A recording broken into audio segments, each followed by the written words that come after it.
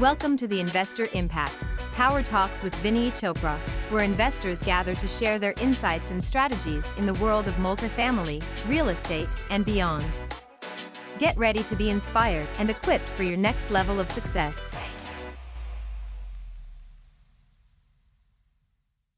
I just bought the property, and fire marshals are coming and all these things, and she might get me licensed. It takes 90 days, 3 months to get a license. She might get me in 1 month, she says. I said, what? You are a miracle. But the thing is, first they were denying it. They said there is not enough parking in this house I bought. She's only in Arizona area, right? She's been there 7-8 years, and she's been doing it for 15 years, and she's young. She's only 32, and she's got 7 of these RALs, very organizedly, So my plan, Vinney, the way I'm thinking about this is I signed up to do the classes in order to know how all that works, so that I at least get the knowledge, even if I'm not going to do it myself. I want to know the ins and outs firsthand, and then yes, I will hire someone. I've got other things I got to do. Go ahead and hire them on, but at least I know what they're doing and how to do it. I love that idea. I also went through the whole program about assisted living in Florida. I didn't take the test, but I went through all the videos and everything. Yep. So I'm so glad you're doing this, And you're not required to do it, but it's good to know. So that's fantastic, because see, this is a game for a long haul. This is the game of assisted living, which is going to be 40 years racetrack, 40 years, 40. And it's going to get bigger and bigger and bigger and bigger. Those early adopters will be the one who will really get into buying these, and that's what I'm really committed to spend a lot of my money, transfer wealth into these, and not do syndications anymore. And it seems like once you know an area well, like Arizona, I'm learning San Diego. Once you get to know an area, it's much easier to expand after that. And keep that focus in that area. When I went to Houston, I bought 16 properties. I'll fly into Hobby Airport, come out after 5 days, and meet all my property managers, everybody, invite them out for dinner, then fish boil. No, what's that called? Crawfish boils. We used to buy 200 pounds of those bags, literally. One of the best times, because I like to really take care of my, people with me. Anna also went a few times, right? And we had awards banquet. I remember we did 1 time, 2 times, and my vendors paid $25,000 for that awards banquet. It cost us 0 money, because we were buying so much stuff from them. Anyway, so I'm so glad you're, learning along with me how to do this right. I told my flipper, Danielle, I'm ready for the second one. I just closed on this one in 10 days, 15 days. I'm ready for second and third and fourth, because it's not rocket science at all.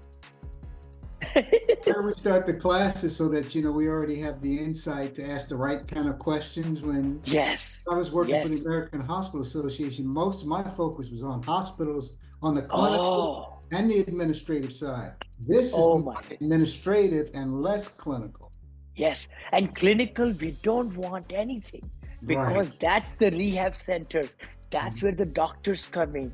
That's where lots of deaths happen in that frame. What people are loving right now, it's people like their parents and grandma, residential assisted living, to give them a much better quality of life. As compared to big box, ratio is 1:20 there. What? 1:20. In RALs, it's 1:4 or 1:5. 24-hour care. And through AI, it's mind-blowing now. The children can watch their mom and dad sleeping nicely, eating good. They could just watch through the cameras. I'm going to implement everything, And the beauty is to have the cutting edge AI, solution, so that you are, making this very premier communities. That's what it's all about. It's not profit. It's not profit. You can make profit in a lot of things, but this is the real deal, to give the product, and that's going to mushroom bigger and bigger and bigger and bigger. So Desert Bloom Homes is my brand, and we came up with that through ChatGPT. It gave me 40 names. Then I met with Lori and Danielle, and we came up with that. So it's going to be Desert Bloom Homes, big sign, then the hyphen, the location of the street address. Okay, so Desert Bloom you have as like a big umbrella for all of them, and then per property. Yeah, actually, at this time, I just bought az.com. That's my main website now. So I'm going to be putting all my over there. I just built the website for Lori and also. But no, you're right. But what I've done so far, just to let you know, is I just needed one LLC. So I did Desert Bloom Homes dash Desert Cove LLC. Understood. Okay. Yeah, that's the only LLC I have right now. Second property will be Desert Bloom. Then I'll get another LLC made, which I'm thinking about. Sure. Desert Bloom Management LLC. That's what my thinking is right now. So I'm going to have every property have a separate managing entity. So you're going to do, so your setup is going to be like an LLC for the property that runs the business. Then you're going to have another one as a manager as well? You bet. And my lenders, my vice presidents, I bet twice this week, they said, Vinney, most of the people do like that.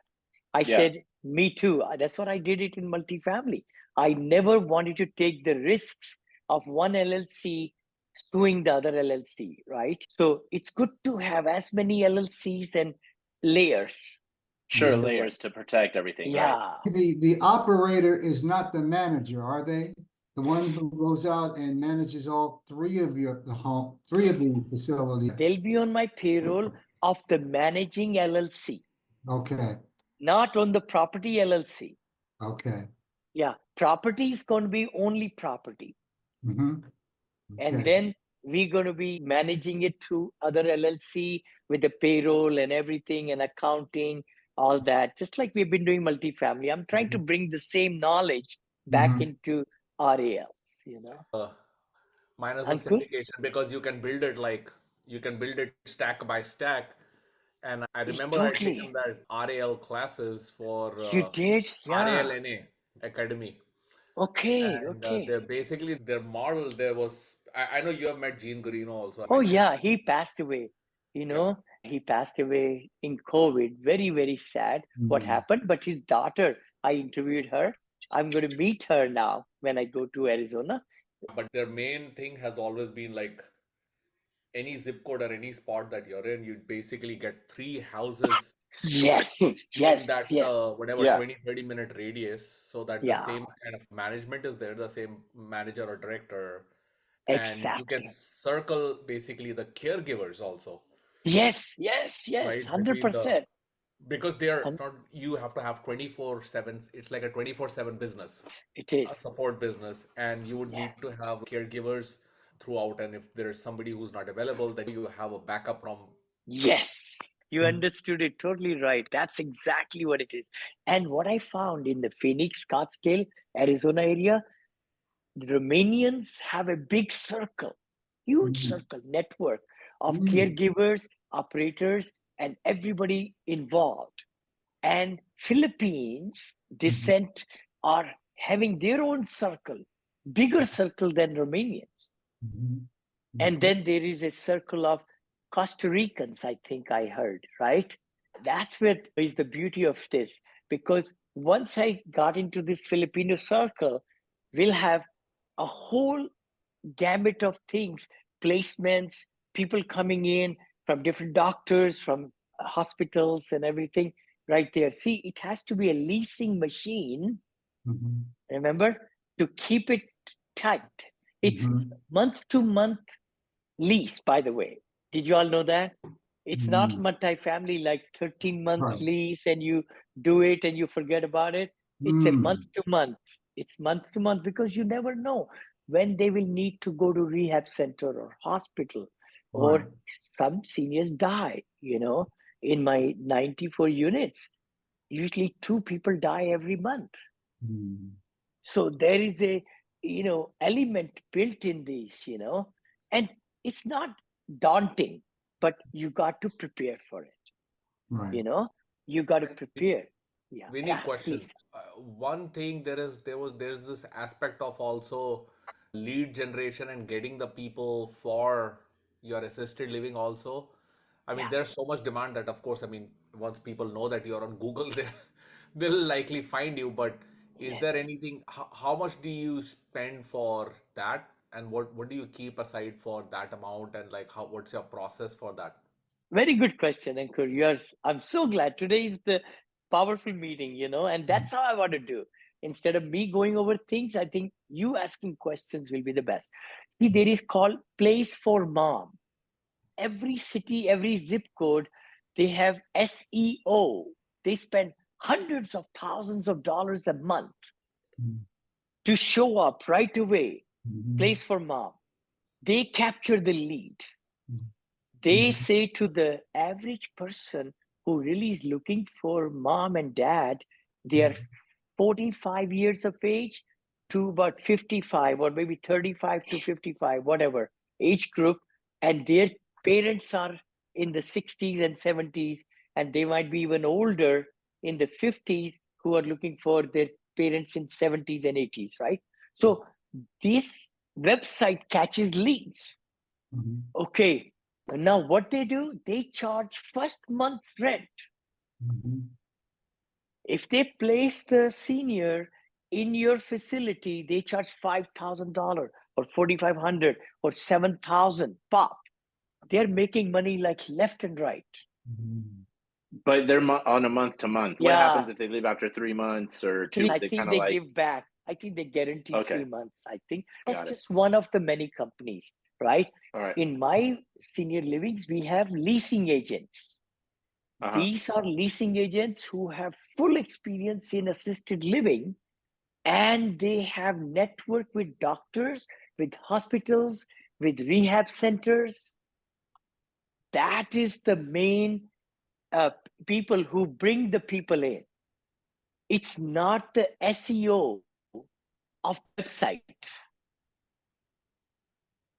So key thing is that, we want the operators, especially in RALs, the operator we need to hire should have a good name in that neighborhood, and they should have experience of knowing the doctors and rehab centers and the people and placement agencies.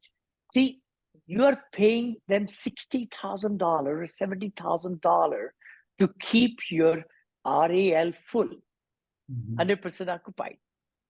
So you are giving money to not only manage, but lease also. We don't have a separate leasing agent in the RAL. We have the same community manager or operator. So you're saying the community manager also helps finds the people, if not finds them. Totally. Full responsibility. And they need to do the outreach. They need to do the marketing, and they'll get some kickback. They're part of the deal, and they get commissions, and they can get bonuses. But you have to help them to design the brochures and everything, which is true. And then even stand-up banners, we got them made from my VAs over there in Philippines. And you're saying those are the people that can do 3 or 4 properties? Yeah, 3 minimum, 3 maximum, 3 to 4 I heard. But Max. 3 easily, 3 easily. And then they'll also manage your caregivers and who's ever going to be in the home doing the day-to-day. That's how it all works. That's part of their job. Okay, got it. Yep. So that's why you would definitely want to pay. And you're saying there is somewhere between, you were estimating in San Diego, 8 to 10%. Okay, let me kind of talk about that. The payroll, which was up there in your example, had the 60,000 or 70,000 maybe included for the manager. The percentage, when we say management, it's a third party. It's a other company. That's for the licensing and all that other stuff. Not licensing. It's actually you buy the real estate and you give this whole project to a third-party company. They hire your community manager. They find all the things. They do all the manuals. They do all the payroll. They take the whole thing out of your hands, which is maybe worth it. In 3 months or so, you say, you know what? Hey, I want to give it to somebody who could take care of it. I want to do other stuff, right? Yeah. Understood. You can spend that time if you're, for some of us starters, finding new deals or going out and looking for more real estate and growing that way. Does that include, Vinney, all of the administrative services like accounting that would be part of that? I would say, Daryl, it depends. So the one I talked to, and he was so interesting guy in Florida, really nice guy. I mean, he took time, 1.5 hour drive that afternoon from Tampa, come to Cape Coral, and he shopped our property. What does that mean? Shopping means he came there. He said, I have my dad. I'll be putting him into your facility. And he was observing how the leasing person behaved and how the manager. So he wrote down the whole thing and then met with Monica and I. Oh, cool. Look at that. See? So there are lots of these companies like that. Hold on. Adelaide Property Management, the RAM partner, RAM partners, they did not charge me $6,500. They flew people into Knoxville. They did the due diligence of the 107 units, and their contractors were there, and they did the whole leasing audit also. But because I was signing a contract with them for the year to manage the property, they did not take any fee to do the due diligence. So that's how they do it also. They will meet with you. They will sit down with you. They will go over the house and everything. They'll do the projections. They'll do some comparison studies. So you really should go and find a company. So Franco, brother, in San Diego, go to the zip code and say nearby. You say nearby this, I'm looking for a third-party residential assisted living management company. That's it. And ask Perplexity, by the way. Perplexity will even go around and find out the websites and match you with the people. Yeah. Okay, got it. But please give us some feedback, next week or week after. What did you find? What did you find, And that will be good learning for everybody, That's good. So yeah, please go ahead. I have a couple follow-up questions because it seems like please. Getting the right property, at the right price is a big deal. If you have enough bedrooms in the area, it kind of makes sense. When you're looking at locations, the thing that I was thinking about was, do you want to be a quick drive distance from shopping centers and things like that, or do you want to be a little bit more isolated? What have you isolated? Found, Isolated, near to a hospital helps always. Near to a hospital, because the shorter the distance from your home to the nearest hospital, the better. Yes. But you don't want in the hustle bustle. You don't want in industrial area. You don't want it in a big shopping center. No. You want this home in a nice, quaint, beautiful residential community where they allow you to have it, I just did a search in Black Hawk and, where I live, right? And I didn't know there were so many homes. They're all right here. Wow. Yeah. In Danville, San Ramon, Dublin, Black Hawk, there are homes here. But they're under different names. But they showed up. Dali, are you coming here? Yeah, that's okay. Huh? Acha, ha. Yeah, no problem.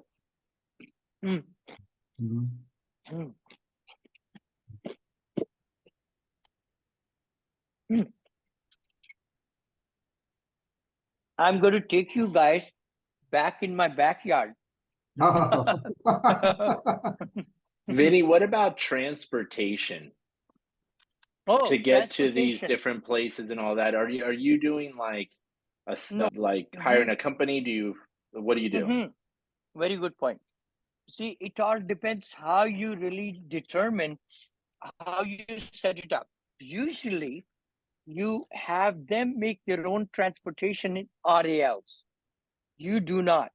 You cannot afford to. In my case, in Florida, we bought the van. And then we would take them to the appointments and everything.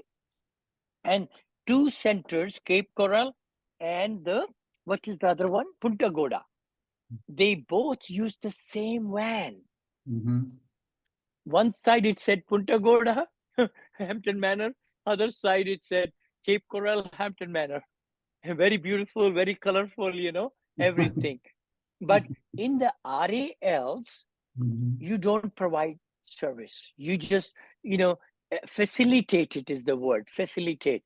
They pay for their own, Ubers or things like that. If you carry them in your car, you're liable. See? So I know of a company that does that for that's these it. types You of... just call them. You call them. You call them. You have them do it, and they pay them separate. So you keep it totally separate of the business. Totally it's like, separate. Look, here's who you can call. They'll take care of you, and you pay for that separate. Totally. Anna, go ahead. Some cities like here in Vacaville, I've seen like the city has services for seniors. For yes. And free service. Free service. No, we do. Thank you, Anna, for saying that. So many services are there for seniors and they're free, definitely. And that's the resource. That's the resource the very accomplished operator will have that information, Gotcha. You may even like to recruit somebody from another RAL. It happened in property management company too. Right, Anna? How many people will come and they say, oh, we want to steal your manager because she's so good. Okay, got it. Okay.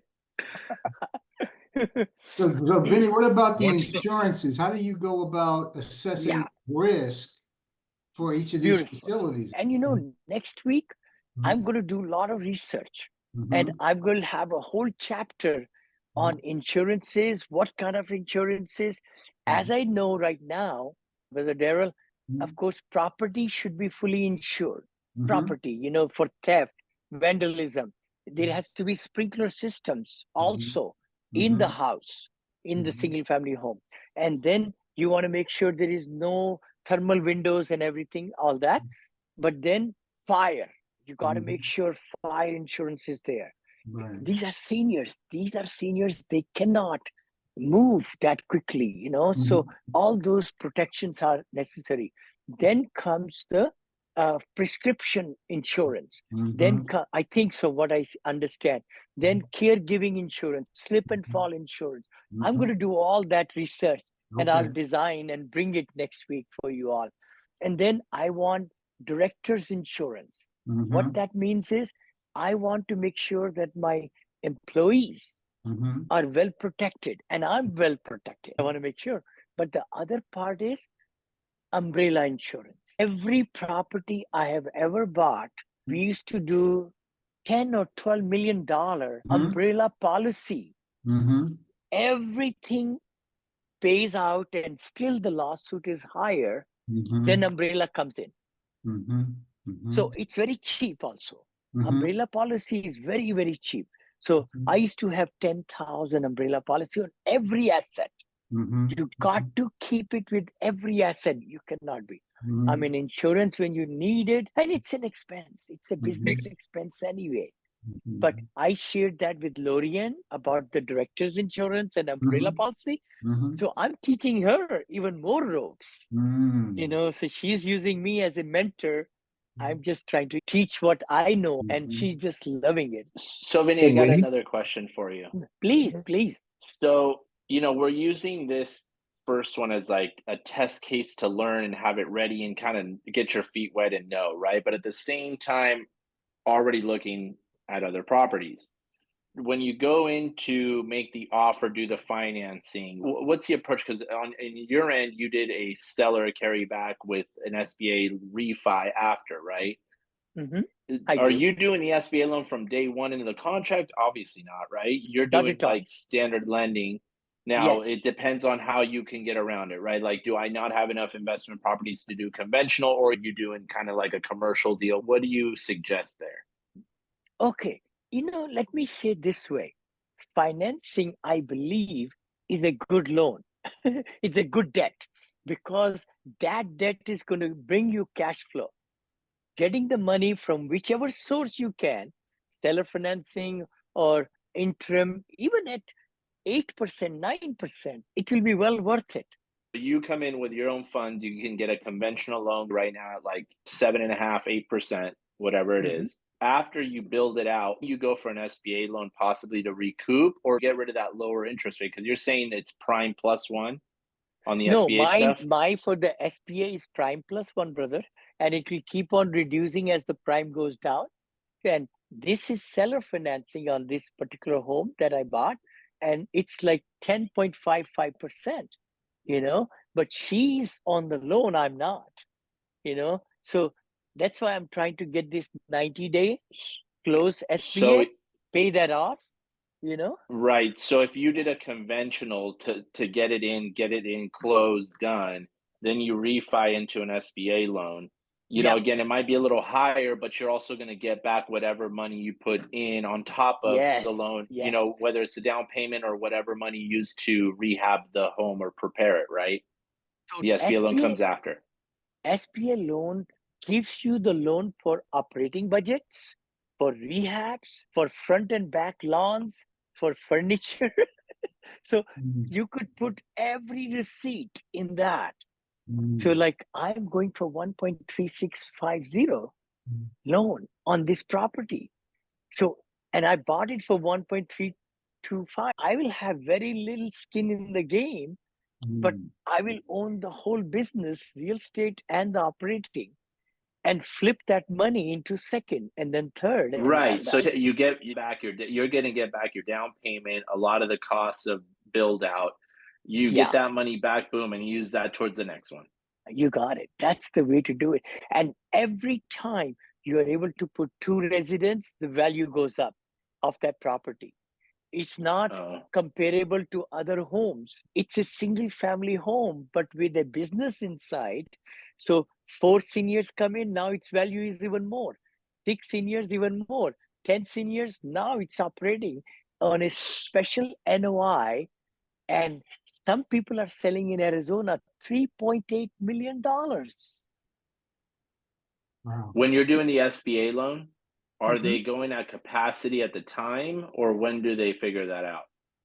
Oh, I gave them the whole budget for 3 years. They go off the budget and then where it's going to be and so forth, not what you're currently. Exactly. I told them, 2 months, 2, 4, 6, 8, everything, just like I was taught. I did the same thing, because I'm dealing with people who are very savvy in SBA loans. Bo is my buddy, my friend, and he's the master of creative financing. I mean, he's the master. I mean, he got me $8.5 million loan on an apartment complex in Atlanta in 15 days. Wow. They foreclosed on me on that property. And then I went and paid $11,000 to rescind it. And I told them, I'll give you the 15 days money. Then only they let their attorney, I paid them $12,000, I think, their attorney, and then hired my attorney. And then, said no foreclosure. And then we were able to get the loan, and my wife and I paid a lot of money from our own pocket. Anna knows about all that. And Daryl knows too, because you were with me. So Vinney, I got another question. Sorry. Like you start sharing with us and my brain starts turning. So when you said you could sell her, the value is like 3 million or 3.2 or what have you. 3.8. Are you? Somebody's selling me now, 10-bedroom home, already running business. I said, take a hike, 3.8 million. Right. So are you like the cash flow aspect of it, the sell off later? Okay, no, this particular home which I saw and toured, 3.8 million. They've been doing it, for some time, and some family situation happened. They want to sell it, right? But they want top money. Understood. Yeah. But in you my like the case, cash flow monthly or income, and then totally. maybe down the road you would sell We'll off keep it for 10 depending. years. We'll keep 10, 20, maybe even leave it when we die. Neil and Monica will have that part of the business. Yeah. Understood. Because see, the thing is, this has got a runway of 40 years. Wow. See, this is not going away tomorrow. Mm-hmm. I mean, that's the beauty grow. of it. And the good part is it's 19, whatever it was built, the house I bought, plumbing is brand new, electrical is brand new, roofs are brand new, 2 years old, appliances are brand new, flooring, everything is brand new. So what can go wrong in this property? So that's why I lucked out. So Little bit. one thing that I thought was probably would be very good to kind of bring out, and I think Vinny, maybe it would be a good idea to even add it to the underwriting, which is basically once you buy the house, there will be a time period where you would not be able to rent it out, right?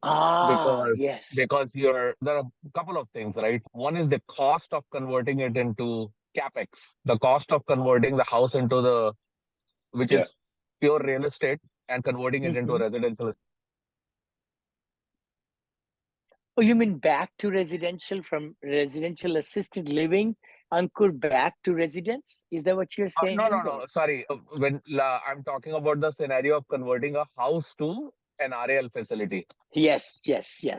In that case, we have to also take into account the construction costs to update the house, putting, like you mentioned about the sprinkler system, getting it up to code, and then also putting like the, ADA. Compliance, bathrooms compliance and everything. Yeah, exactly. time It'll be period, empty which will for be negative. construction, rehabbing, and license. Yeah. So that has to be considered in at least for the year one. Yes. And then I think a slow roll of getting people onboarded, because it's not going to be 100% on day one. So getting it slow rolled to 100% capacity. No, I love it. What you're saying is totally what I have plans, to show, because in this RAL, there'll be 3-year projection like I did for SBA. I can bring those worksheets into my RAL. We can redesign to give the whole spectrum, and that's the beauty of it, and we'll collaborate, all of us, so that we can make it the best of the best underwriting templates and everything, so that, it's easy to do everything quickly. And just like you said, Ankur, your thinking is so great, like rehabbing this time period, how much money we have to count for, the time value of money, right? Then depreciation effect, cost segregation. It's huge. In these properties, I'll be doing cost segregation from day one. Actually, I'll be doing, because once we have all these, cost of doing things, it's almost like a hotel, mini hotel. That's what it is. So you're going to you're saying you do accelerated depreciation on these? Yes, totally. So you're not going to pay taxes on those first few years? No. Wow. Okay. So Vinny, is that like 38 and 39% like hotels? No, wait a minute. What were you asking? 39%? Oh, wait a minute. You're going to love this. It's residential. 27.5 years only. Okay. It's 27.5, just like apartments. Apartments were also 27.5 year depreciation schedule, but hotels and medical buildings, storage units, all those are on 39-year schedule. Strip shopping centers. Yeah. So this will be now with bonus depreciation, which is already in effect. By the way, you could take 5-year component, 10-year component, and 15-year components. Okay. So that's an accelerated form of depreciation then? That's what it is. And it may cost me 500 or 1,000. I know so many presidents who have companies, and Vinny, do you suggest the write-off on that to wait on to like the second year where you're at full capacity, because the first year you have some vacancies and all that? Do you do that the second year? That's a good point. Why not? If you think that the more money you'll be making is in the second year. You could start that year or recapture also, it's called. So you could do it. You could even go back second year and capture first and second. But the thing is, I do want to say something. It's saying 100% is for 3 years, I heard. I don't know. I don't know exactly, but we could look into it. I think it's That's already... what I'm asking. Are you allowed to do the 100% starting the second year, or do you have to do it starting the first year? I think so. CPA told me, and we even went back in few of my properties. We captured 5 years back or 4 years back, you know. So there were some stipulations. Please read it, you know. Yeah, we could discuss that. Sure. You bet. Okay. But so it's beautiful. Please go ahead. Sure. I'm sorry. How do you use syndication? How is the syndication different in this situation versus multifamily? Are they pretty much the same? Very good question. So essentially, syndication is pooling of the money together, right? From one investor or two or three, because you need such a small dollar amount, right? So you might even just get one or two. Attorneys say, Vinny, if two people join together, they give you the money and they entrusting you to take care of the business and make profit for them, it's a syndication. So it's good to have those laws, adhere to those laws, because some people do joint ventures or SPV, special purpose vehicle, it's called. Or they do, I just heard somebody told me about the Delaware trusts, you know. So in there, you could bring without syndication, what I heard. But maybe somebody should do some study on that. Uncle, brother Franco might know. Delaware trust, you could bring partners in there, I think. Is there something like that? I think I'm hearing about some other type of options too, you know, which don't require syndication. Totally. And, you know, I'm thinking that if you need only 250,000 or 350,000, maybe your family or close friend might become a partner with you. And they could come with an LLC and they give the down payment, and you give them huge return. You look at how much they would like to get at 12% per year. And once you build that business in that home, it's almost guaranteed, because you're not going to move people out at all, right? You know. So I think that's a good thing what you said, syndication. I'll look into a little bit more, but I think even if you paid 5,000 for the syndication package, I'm thinking, I don't know how much it'll cost, but it will be very minimum, because it's accredited investors. You can even go without the PPM, I heard. Only operating agreement, I heard. Yeah, it is a shorter one. Exactly. I mean, Nick McGrew is amazing. I would love to bring Nick into one of our classes, you know. I should do that. And I want to bring CPA also into our class again. You know, who was the guy that you brought early on last year that was sort of the expert on taxes? Oh, taxes. Okay. Taxes and the cost segregation that you brought. He was a good. Yes. I remember. Yeah, I could bring them again. I think, you know, he's my CPA also from Sacramento. And he does my senior living, you know, taxes also, and Monica and mine and my partners, other hotel partners, everybody. But the thing is, the CPA I brought before was Ted Lanzaro. Yeah, Ted, that's who you brought. Yeah. Ted Lanzaro, yeah. Now, he's become more of a syndicator. Because he's been doing real estate CPA for real estate for 32 years. So now he started his own company to do syndications and buying multifamilies and other things, from what I hear. But I will give him a call. He's still on very good books with me, you know. Yeah. This is a great session, Vinny. Thank you. Thank you so much. And I'm so glad you all liked it. And let's meet again next Wednesday, 4 o'clock, and let's have bigger questions and more questions. I'll be in Ohio, Vinny. I'll be in Chicago and then Ohio. Then okay. I'm trying to be like you. Yes.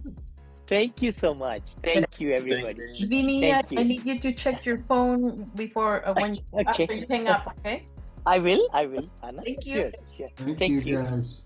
Yeah, bye. That's all for this episode of the Investor Impact. Stay tuned for the next episode and don't miss out on the opportunity to learn and grow alongside this powerful inner circle.